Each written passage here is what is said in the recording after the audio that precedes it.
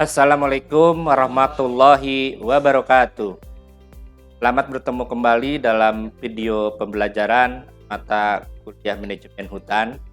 Mana pada pertemuan ke-15 ini kita akan membahas salah satu tools ya untuk pengambilan keputusan di dalam pengelolaan sebagai fungsi hutan, yaitu framework pengambilan keputusan dan analisis framework dalam strategi pengelolaan berbagai fungsi hutan, yaitu di hutan konservasi, hutan produktif, dan hutan. Adapun CPMK dan sub CPMK yang diharapkan yaitu satu, mahasiswa mampu berkomunikasi secara santun dan dengan sesama rekan dan dosen dalam kerja kelompok maupun dalam presentasi hasil karya perkuliahan. Yang kedua, mahasiswa mampu merancang dan mengimplementasikan program berdasarkan manajemen hutan secara lestari. Yang ketiga, mahasiswa mampu menulis rencana pengembangan manajemen hutan lestari dan laporan hasil pengembangan termasuk implementasinya. Yang keempat, mahasiswa mampu menguasai teori dan prinsip manajemen hutan lestari. Yang kelima adalah mahasiswa mampu merencanakan pengembangan manajemen hutan lestari yang diperlukan suatu wilayah agar hutan tetap berkelanjutan. Yang keenam, mahasiswa mampu menganalisis keputusan manajemen dengan menggunakan framework. Peran pokok pengambilan keputusan. Jadi seorang manajer mempunyai peran pokok, sama seorang manajer hutan ya, mempunyai peran pokok yaitu dalam membuat keputusan, memilih berbagai rangkaian alternatif kegiatan. Jadi salah satu kesuksesan seorang manajer hutan apabila mampu mengidentifikasi dengan benar masalah-masalah yang relevan dengan tujuan-tujuan, isu dan keterbatasan sumber daya dan memberikan alternatif solusi yang dapat dikerjakan dan menguntungkan. Sedangkan apabila seorang manajemen hutan itu mempunyai keputusan yang salah terhadap alternatif solusi atau bad decision, maka manajer dapat dengan mudah untuk menelusuri faktor-faktor penyebab apabila terdapat masalah pada tahap awal pelaksanaan kegiatan pengelolaan.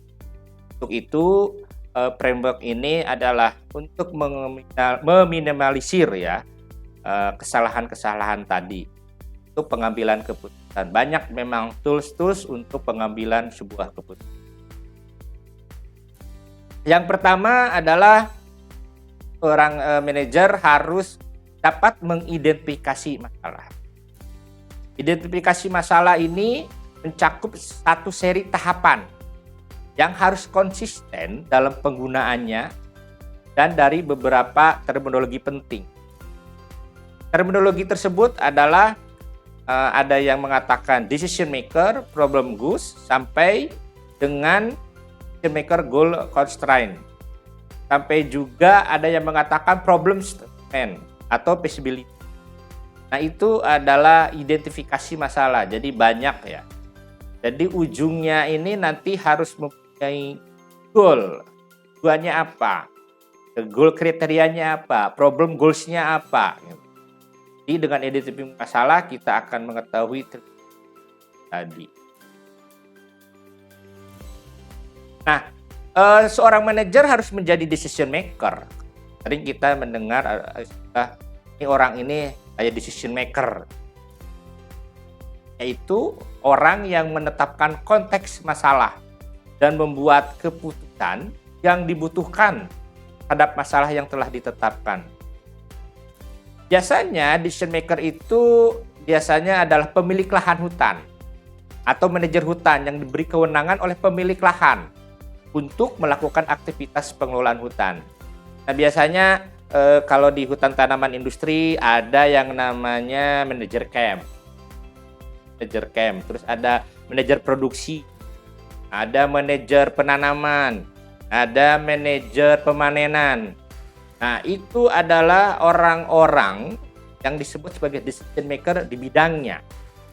Misalkan tadi decision maker atau manajer pemanenan, berarti dia yang harus berikan keputusan-keputusan, solusi-solusi bagaimana cara pemanenan yang efektif dan efisien sehingga limbahnya sedikit, tapi hasil yang dihasilkan lebih banyak.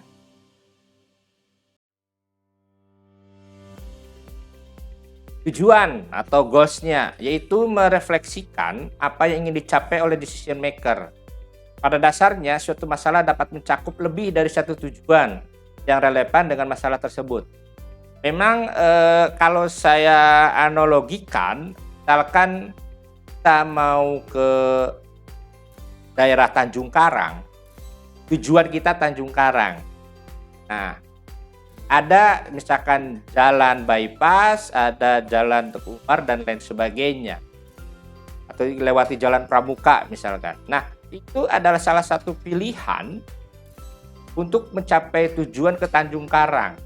Nah, pertanyaannya mana yang tidak macet misalkan, atau yang lebih cepat sampainya. Berarti kita harus mempunyai alternatif.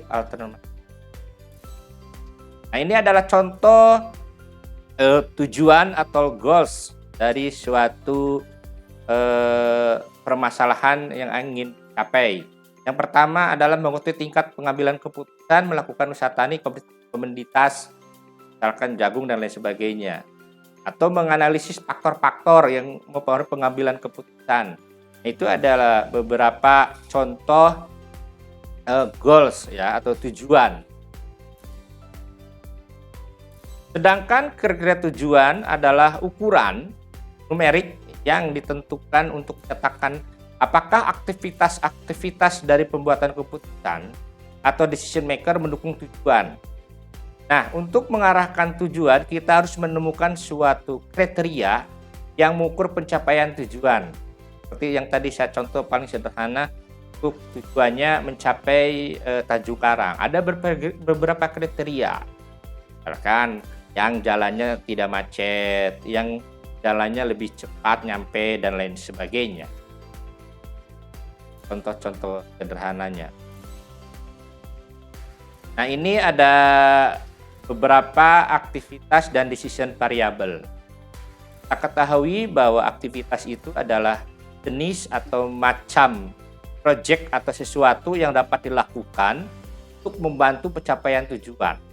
Ya tadi itu, kan tujuan yang sederhananya pingin ke Tanjung Karang, gitu. Aktivitasnya apa, kan gitu. Pakai kendaraan apa dan lain sebagainya, kan gitu. Dan siapa, kan, dan lain sebagainya. Nah, variabel itu sendiri, variabel keputusan itu sendiri atau decision variable adalah menggambarkan jumlah dari setiap jenis aktivitas yang dilakukan. Contoh yang paling sederhana di sini dikaitkan dengan pertanian atau perkebunan ya, atau wisata atau agrowisata. Misalkan aktivitasnya membangun destinasi agrowisata.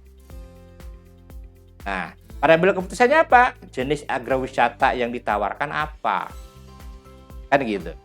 Itu salah satu variabel keputusannya. Jadi sederhana memang kalau pakai framework itu, sebenarnya framework itu kayak matriks lah ya. Kita akan menginikan ada kriteria, ada variabel, ada masalahnya apa, aktivitasnya apa, sehingga tujuan itu akan tercapai. Nah, ini adalah problem solution-nya. Jadi tadi ada identifikasi masalah, ya, ada juga terkait goals-nya, ada kriterianya, ada variabelnya, ada aktivitasnya. Nah, sekarang adalah problem solution. Solusi masalah atau problem solution adalah gabungan dari sejumlah aktivitas yang dipilih untuk mencapai tujuan pembuatan keputusan atau decision maker. Itu suatu solusi terdiri atas sejumlah tertentu variabel keputusan. Misalkan tadi membangun destinasi agrowisata. Variabel keputusannya adalah X2. Solusinya apa? Kan membangun. Oh, kalau solusi A gitu ya, atau plan A gitu. Nah, kita butuh hanya 90 hektar gitu. Oh, ternyata di solusi B 250 hektar, solusi C 15 hektar. Nah, Dari alternatif solusi tadi A, B, C ini nanti apa? Problem solusinya apa? Oh, kalau 90 hektar ya hanya bisa membangun agrowisata apa saja, ya kan gitu. 250 hektar berarti banyak yang harus disampaikan, banyak lah nanti problem-problem tersebut. Nah, kalau kita mengatakan berdasarkan rumusnya itu nanti ada objective function atau fungsi tujuan, yaitu suatu pernyataan matematis dari suatu tujuan yang mengkombinasikan kriteria dari tujuan tersebut dengan variabel keputusan dari suatu masalah. Secara normal, fungsi tujuan ditetapkan untuk membantu pembuat keputusan untuk memaksimalkan sesuatu seperti pendapatan atau volume tebangan, atau meminimumkan sesuatu seperti biaya, risiko, dan kerugian. Misalkan kita ambil contoh fungsi tujuan mengetahui tingkat pengambilan keputusan melakukan usaha tani. Contoh ya, jadi ini yang di sebelah kiri saya itu adalah contoh pernyataan matematisnya, mana Y adalah keputusan petani dan itu merupakan dummy variabel ya, dan statistik harus tahu dummy variabel atau apa. Nah, nanti ada ln P per 1 kurangi P itu sama dengan ya, beta 0 beta 1 plus beta 1 kali 1 sampai beta 8 D8. Ya, ini B1 sampai B8 itu merupakan nantinya bagian-bagian ya, bagian-bagian variabel untuk mendukung dummy variabel. Constraint atau pembatas adalah segala sesuatu yang membatasi pencapaian tujuan. Nah, memang di dalam ada batasan-batasan ya dalam kita mengambil keputusan dari solusi dari masalah itu, pasti ada batasan-batasan sehingga kita tidak bisa melaksanakan solusi tadi atau alternatif tadi karena ada batasan-batasan. Nah, pembatas adalah selalu ada pada setiap masalah seperti yang saya tadi sampaikan, pasti ada itu. Dan perlu diantisipasi apabila ingin mencoba untuk menyelesaikan suatu masalah dengan baik. Jadi, biarpun ada batasan, kita harus mempunyai alternatif lain. Ya, pembatas tadi akan menjadi masalah lagi gitu kan, akan menjadi masalah baru lagi. Nah, pada suatu masalah, pembatas dapat berupa pembatas input dan output. Jelas lah, karena kalau output itu misalkan banyak ya pembatas-pembatas. Sedangkan dari input ini apa batasnya? Nanti bisa diketahui setelah kita bisa mengidentifikasi berbagai masalah.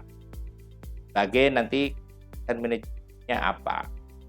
Nah, pembatas pada umumnya muncul dari 3 sumber. Yang pertama adalah keterbatasan sumber daya atau resource limitation, tujuan pengambilan keputusan, decision making goals, dan faktor-faktor eksternal seperti kebijakan pemerintah. Nah, inilah faktor-faktor eksternal ini biasanya juga kadang-kadang yang menjadi pembatas kita. Contoh misalkan kalau kita kayak di hutan lindung, pasti ada aturan, ada kebijakan bahwa tidak boleh menebang, kan gitu. Tapi memanfaatkan boleh.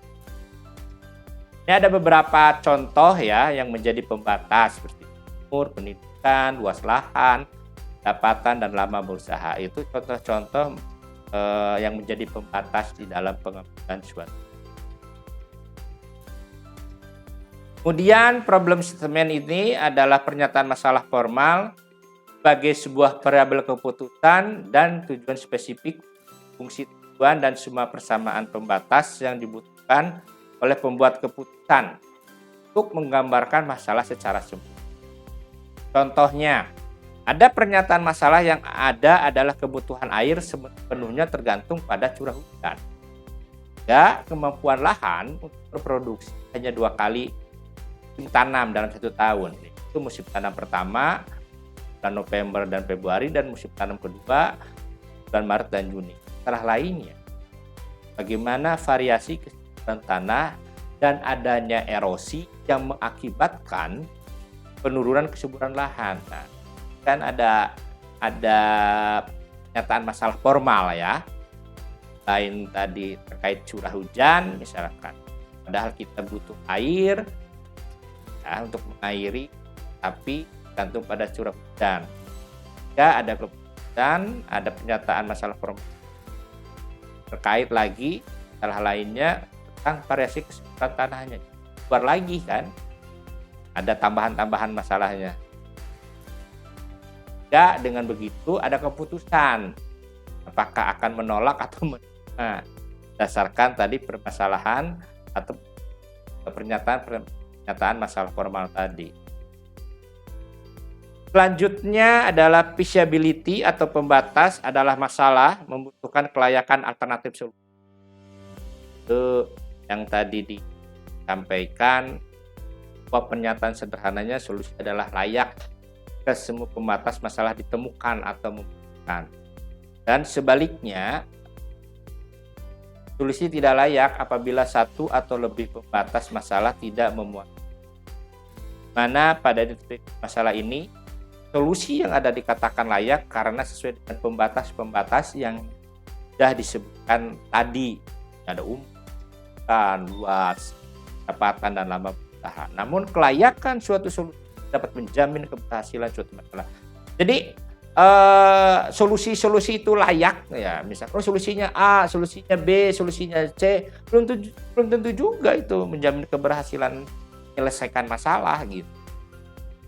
Saya sih keputusan manajemennya iya, makanya kadang-kadang keputusan manajemen itu atau tidak selalu akan memuaskan semua pihak. Pasti ada pihak-pihak yang merasa tidak puas, merasa ditekan. Tapi kan kita harus berjalan proses atau pengelolaan hutan itu harus berjalan sehingga harus ada keputusan. Kalau tidak malah stagnan kan, baik juga gitu dalam pengelolaan hutan ini. Mungkin itu pertemuan yang ke-15 ini terkait framework ya. Intinya mungkin terkait framework ini bisa lebih detail ya dipraktekkan di dalam praktikum mata kuliah manajemen hutan ini dan beberapa. Demikian, terima kasih. Wassalamualaikum warahmatullahi wabarakatuh.